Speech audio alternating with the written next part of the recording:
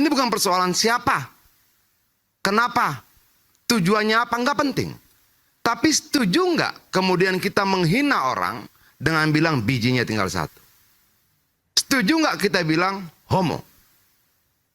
Kalau nggak setuju, jangan dong kita benar-benarkan tindakan itu untuk alasan Kita apa? harus ada terminologi tentang masalah lawan, musuh, ya kan? Kita berlawanan, tapi kita tidak bermusuhan. Itu dulu yang penting. Berlawanan, bertanding, tackling. Selesai dari situ, selesai pertandingan, the game is over. Salaman kita pelukan, kayak main bola aja udah.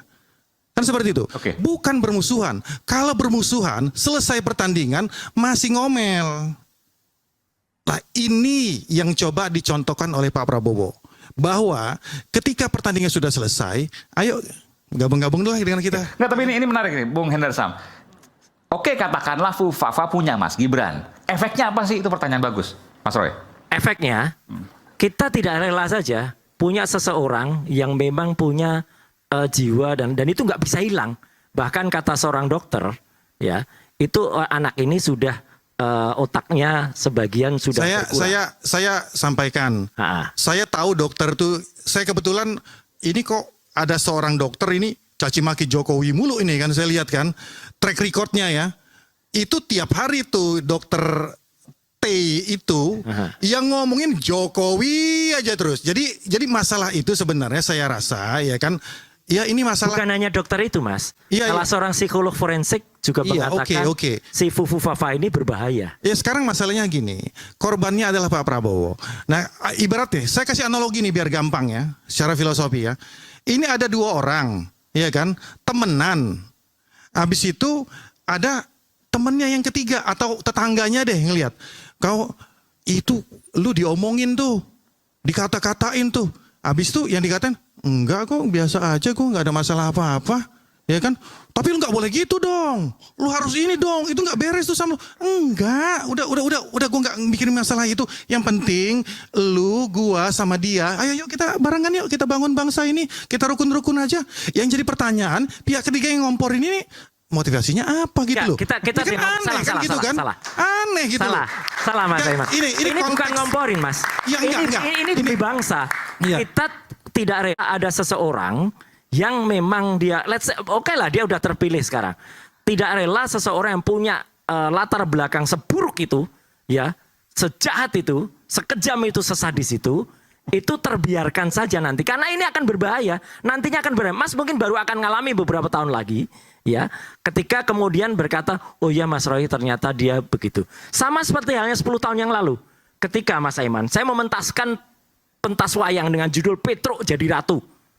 Waktu itu nggak ada orang yang percaya bahwa Petruk ini memang nanti akan berkhianat betul terhadap pelaku. Dan ternyata itu terbukti mengkhianati partainya. Baru orang-orang sekarang mengucapkan terima kasih kepada saya. Mas bener ya Mas ya, 10 tahun yang lalu Mas sudah mentaskan itu. 2014 saya mentaskan itu di kantor Kemenpora. Ya ngerti saya. Jadi prinsipnya ya yang saya coba tangkap dari pelajaran dan kehidupan dari Pak Prabowo, everybody is changing gitu loh. Semua orang. Pak Prabowo clear, tidak ada masalah dengan Pak Prabowo. Pak Prabowo-nya clear. Bang Ade Armando bisa berubah, ya kan?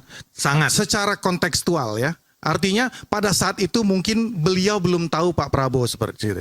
Anggaplah Fufafa pada saat itu belum tahu, ya kan? Belum tahu karakter Pak Prabowo itu sebenarnya seperti apa, ya kan? Setelah tahu, oh beliau ternyata pakai ini lah.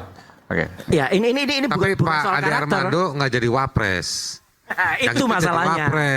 Ya, menurut saya Konteksnya di boleh situ. nggak saya Komentar. saya komentar sedikit. Saya mau fokuskan aja. Terusin aja ributnya terusin. Saya mau Sebentar. saya mau Oke. katakan bahwa sebetulnya kita izinkan saja mereka mengejar terus Fufafa ini, dan kalau sampai ternyata terbukti, ungkapkan saja kepada publik.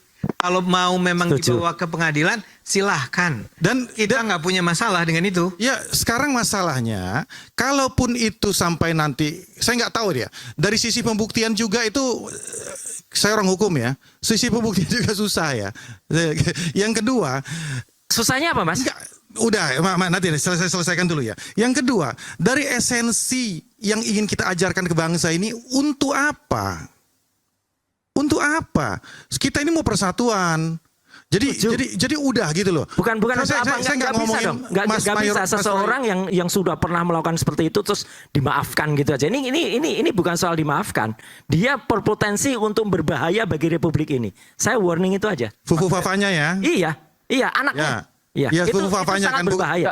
bukan Mas Gibrannya ya. Mas Roy, ini harus dijelaskan juga. Maksudnya berbahaya untuk Republik ini apa? Kan bicara misalnya ketik ya. Memang kadang-kadang jari itu suka luar biasa. Apalagi 2014. Misalnya orang kan berpikir seperti itu. Mas Surya, Mas Roy, saya nggak usah jauh-jauh. Satu aja. Iya. Satu aja juga. Dia nggak jujur gitu aja udah. Iya. Udah jelas BSSN, Badan Cyber dan Sandi Negara, menurut bocor Alus Tempo mengatakan kalau Fufu Fafa itu adalah Gibran Rakabuming Raka. Udah ada gini Mas. Menurut adiknya Kaisang Pangarep itu jelas dia ditanya ini kamu, jawabnya bukan, tanya Korea. Ini dia nggak jujur. Soal sikap maksudnya soal sikap dia udah nggak jujur. Sorry, Kaisang nggak bilang. Enggak, gini. Di bocor Alus Tempo bilang begitu. Kaisang nggak bilang begitu. Di bocor Alus Tempo kalau bilang begitu begitu. bocor Alus Tempo itu bohong. Ya udah. Nggak ada Kaisang bilang begitu. Gini, Bung, ini udah kepanjangan, gini lah. Kalau kemudian mengatakan tentang jumlah biji orang cuman satu dianggap benar, ulang saja lagi. Kalau kemudian menghina orientasi seksual seseorang dan mengatakan homo, ulang saja lagi. Pembiaran kita akan berdampak pada pengulangan yang sama di kemudian hari. Kenapa ini jadi penting? Ini bukan persoalan siapa, kenapa, tujuannya apa, nggak penting. Tapi setuju nggak kemudian kita menghina orang dengan bilang bijinya tinggal satu? Setuju nggak kita bilang homo? Kalau nggak setuju, jangan dong kita benar-benarkan tindakan itu untuk alasan apapun. Saya orang yang tidak bersetuju terhadap Prabowo sekian lama, tapi tidak pernah menggunakan cara seperti itu. Tidak pernah. Saya mengkritik pelanggaran HAM-nya, ya pelanggaran HAM-nya. Saya mengkritik yang lainnya, itunya. Nah, saya mau bangsa ini kita bangun dengan cara berpikir yang tidak ada kebencian. Mungkin Ade Armando bisa bilang, silakan benci. Saya bilang tidak boleh benci. Berbeda tidak berarti membenci. Nah, itu harus kita hormati. Itu loh. Banyak orang bilang, lu anti Prabowo. Iya, dalam konteks sejarah, saya harus berdiri dalam posisi itu. Tapi pernah nggak saya ngomong soal seperti itu? Nggak pernah. Nggak pernah.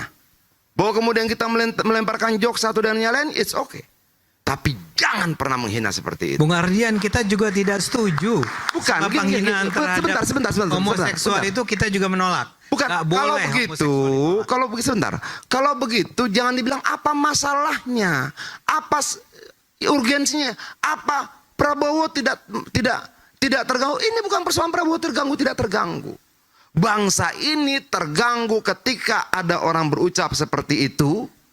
Dan kita anggap sebagai sebuah hal yang biasa. Percaya deh, lu biarkan akan terulang dalam berbagai bentuk yang lain. Dan saya tidak mau. Seberbeda-bedanya saya dengan Prabowo, seberbeda-bedanya saya dengan yang lain, saya tidak akan gunakan ucapan-ucapan seperti itu. Bisa periksa track record saya, tidak ada. Saya boleh beda dengan siapapun. Ya kita beda-beda aja.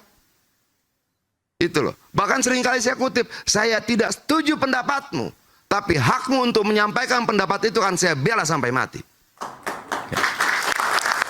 Tapi bukan berarti kita menyetujui. Bos, ucapan itu memang benci gitu loh. Benci pada saat itu? Kita nggak bicara rentang waktu, brother. Jangan gini. Jangan lu manipulasi. Dan katakan itu dulu. Ini bukan dulu atau sekarang, tidak. Tapi setuju nggak bahwa bahasa itu jangan diulang lagi ya? Setuju. Satu. Setuju. Oke. Setuju nggak bahwa bahasa itu di luar koridor etik? Setuju. Oke. Setuju nggak bahwa bahasa itu tidak punya nilai moral sekalipun? Setuju. Yes, setuju. Sudah. Jangan cari pembenaran itu dulu. Iya. Jangan cari pembenaran. Prabowo-nya nggak apa-apa tuh. Jangan. Kita pakai nilai-nilai universal. Itu loh. Bos, lu bisa cek bagaimana sikap gua terhadap Prabowo dari dulu. Sama. Oh, bukan sama. Tapi sebentar. Tidak sama karena lu sekarang tidak seperti itu, oke? Nah, enggak, tapi sebentar. Gua tidak akan mau gunakan bahasa seperti itu. Enggak. Jadi ketika kemudian ada orang bilang begitu terhadap Prabowo sekalipun gua terganggu loh. Enggak begitu. Kita beda. Tapi tunjukkan yang beda. Jangan hina apapun yang melekat pada dirinya. Jangan hina apapun yang melekat pada siapapun, jangan. Tidak ada orang yang pernah meminta dan diberikan kesempatan untuk memilih. Itu loh, jangan. Nah, itu harus jadi sikap tegas kita. Dan jangan kemudian itu dibenarkan, dibiarkan dengan alasan, itu kan kemarin. Kan yang diomongin nggak merasa apa-apa, nggak boleh. Tolong, semakin dibiarkan perdebatan seperti ini, akan ada nilai-nilai yang bergeser terus semakin jauh. Jadi jangan. apa yang harus dilakukan kalau Oke, seperti apa yang harus dilakukan Apa nanti yang kita, harus dilakukan? kita akan Sebentar. lanjutkan Apa nanti. yang setelah harus jeda. dilakukan? Saya setuju yang dibilang Bung Ade. Biarkan dia berusaha Nah. membuktikan. Sudah.